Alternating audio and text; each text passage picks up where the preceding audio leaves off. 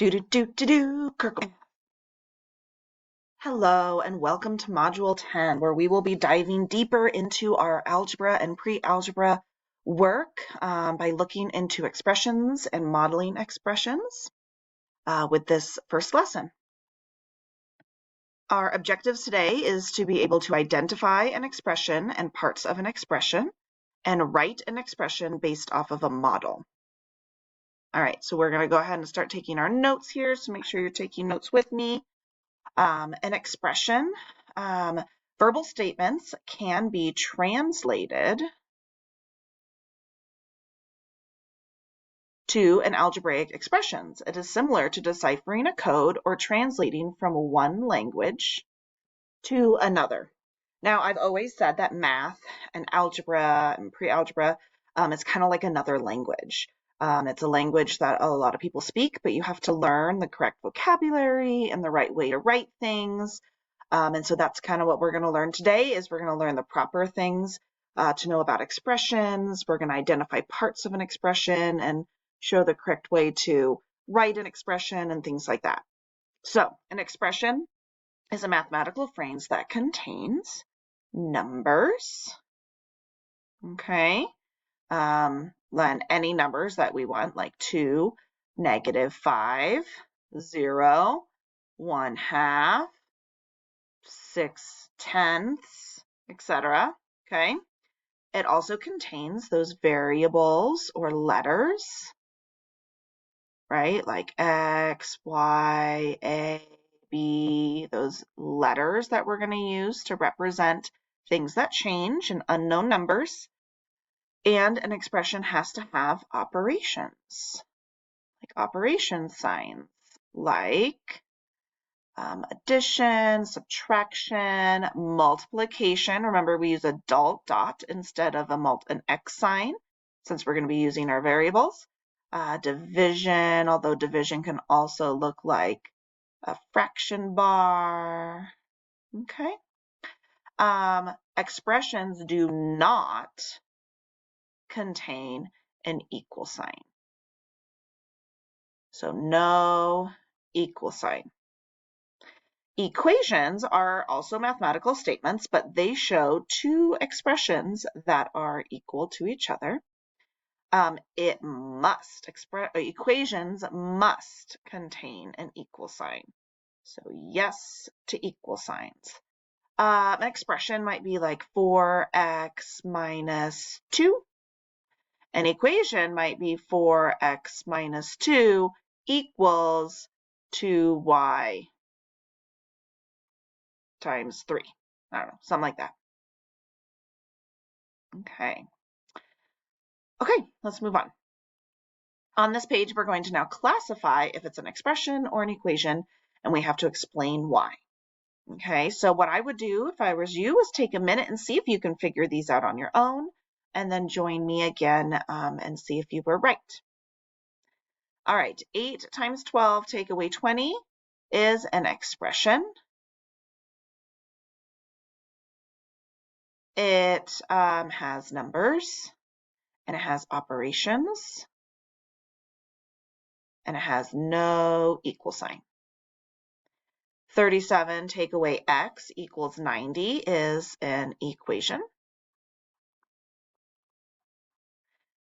It has numbers, it has variables, it has operations,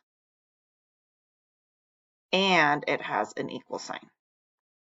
17 minus 2, if I were to write these words, again, translate them from words into math, like language, 17 minus 2 would be an expression because there is nothing in this phrase that represents an equal sign. Okay, no equal sign. It has numbers and operations, no equal sign.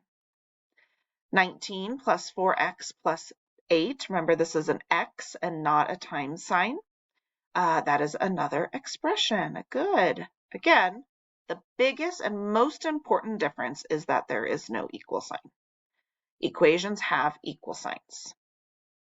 Expressions do not.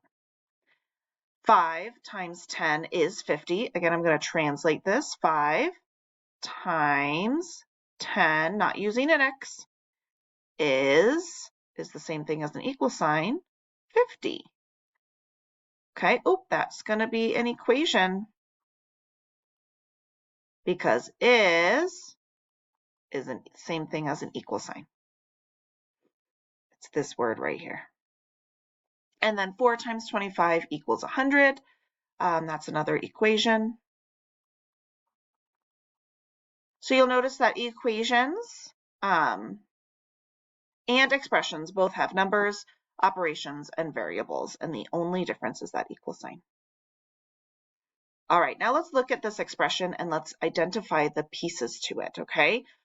Please write these vocabulary words down in your notes. These are important vocabulary words you need to know. A variable is a letter that represents an unknown number. It's called a variable because it can vary or change. The variable in our expression is getting pointed to is the letter D here. That is our variable. Okay, our constant is a very specific number whose value does not change. It is a number all by itself. It is constantly the same value. So that would be our 9 here, because 9 is not getting multiplied or divided by anything. It's going to be taken away just as a 9. Whereas you can see this other section here, there's some other stuff going on, so it's not a constant. If it is no variable, it's a constant. Now, a term is a part of an expression that is added or has a subtraction sign between it. So you actually have 2 terms here. So 4 times d, or 4d, is a term. And then 9 minus 9, we always include the sign in front of our term, but that is also a term. So you have 2 terms. Okay. Algebraic expression is an expression that contains at least one variable. So numerical expressions would be like 4 minus 9, and then algebraic expressions would be 4d minus 9. So this is what makes it algebraic. Whereas this one is just numeric. They're both expressions, just one is only numbers and one has an algebra variable in it. So that is going to be from here. This whole term, this whole expression, both terms with the subtraction sign, is an algebraic expression. You can just say expression. That is also true. And most of the time, they're not going to classify your expressions as algebraic or numeric, but there is a difference. And you should know what that is. Our next word is a coefficient. Now, I think of coefficient like I think of coworker. A coworker is someone who I work with. A coefficient is with another variable. It's a number that is multiplied by at least one variable. It's that number in front of a variable. So the number 4 is my coefficient. So it's the number that's being multiplied, because this really means 4 times d is the same thing as 4d, or 4 groups of d. And then the last one isn't a vocabulary word because we already know what it is, but it's pointing to that subtraction sign, which is our operation. And there you go. There's your vocabulary words and all the parts of an expression. Okay, let's start applying things. On cards A and B are examples that have these things called algebra tiles. So these things right here are algebra tiles, and they are there to help us model algebra. So algebra is a very abstract concept. It's not really something you can touch. I can't touch X because I don't know what X is. Whereas in elementary school, you could touch all of your math. You could count 7 bears. You could take away 3. You could figure out if there were 6 marshmallows. You could do a bunch of things where you could touch and move and manipulate numbers. But in algebra, we can't really do that because we don't know what some of these things are or what they equal. And so a mathematician created these algebra tiles, and it's a way for us to physically touch our algebra. So they use these big long rectangles as our x's. We don't know what they are. We don't know what they represent, but this is the representation of some amount, okay? We know that there are 3 of them because this right here, 3x, means 3 times x, or 3 groups of x. And so here you can see I have 1, 2, 3 groups of some sort of value of x.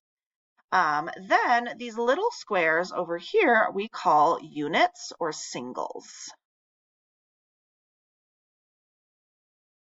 Okay, they represent our constants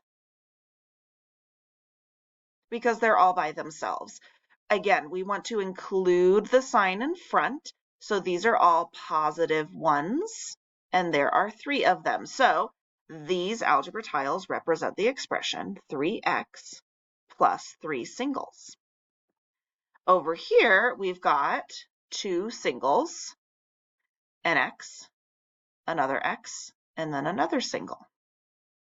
Let's draw the algebraic expressions for C and D. So here I've got 2 x's.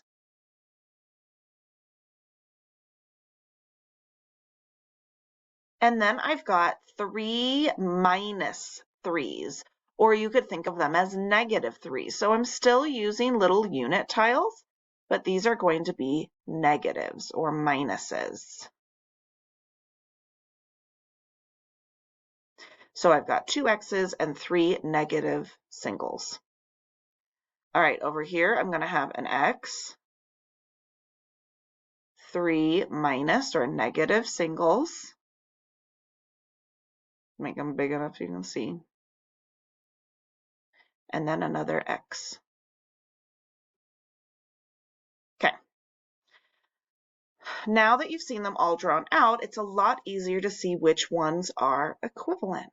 So question A says, which expressions above are equivalent? And you have to justify your thinking. Which of these are the same value?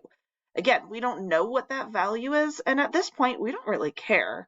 We just need to know which ones are representing the same value, and we can prove that using these algebra tiles. Hopefully, you are saying C and D have the same value, and that is because even though they are in different spots, we end up with 2 x's, 2 groups of x, and 3 single, oh, I guess I was writing minus 3 over here. These should all be minus 1's. Let's change that. 3 single minus 1's to make a minus 3. All right, now I can highlight them. And so therefore, these have the exact same things. They have 2 x's and minus 3's. All right, now Catherine is asked to write an expression that is equivalent to card A. What expressions could Catherine write? There are a lot of equivalent expressions that Catherine could write. We need them all to be equivalent to 3x plus 3. Now, if you will notice, over here, we knew that C and D were equivalent to each other, and we knew that because they both had the same amount of algebra tiles and they were just rearranged, right? They went ahead and moved 1x to the other side of the 3 units. And so even though they are rearranged and in different spots, they are the same expression.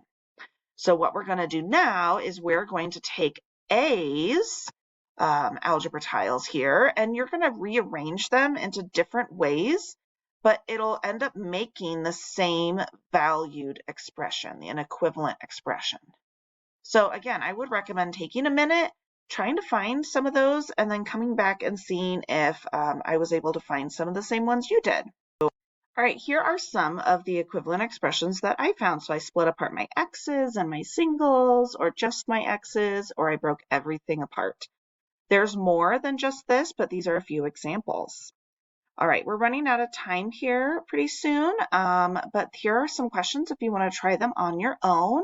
See if you can identify them, and then join me for the answers. All right, so in the first one, these are not the same thing because one's an expression and one's an equation.